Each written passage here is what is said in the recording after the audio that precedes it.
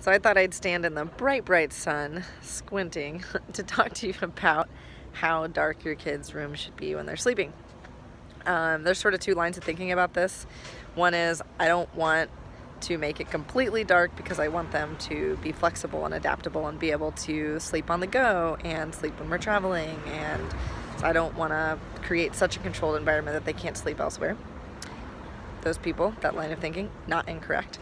The other line of thinking is I want to maximize sleep, and darkness maximizes sleep, so I'm going to make things completely dark, and I'm maybe giving up my child's ability to sleep on the go.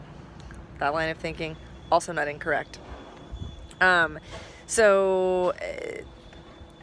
Sleep consultants are generally going to recommend making the room as dark as possible. That's typically because the families who are coming to sleep consultants are having all sorts of sleep issues.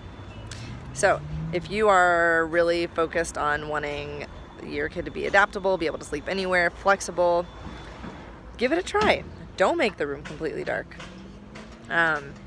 If you're having a lot of sleep issues, particularly early wakings when the suns come out, like in the summer, or you're having nap issues, chronic cat nappers or trouble falling asleep, making that room darker might be super duper helpful. I was talking to a friend the other day whose newly one napping kid was napping for an hour to an hour and a half, and she decided to make the room completely dark, and her daughter immediately started taking 2 to 3 hour naps.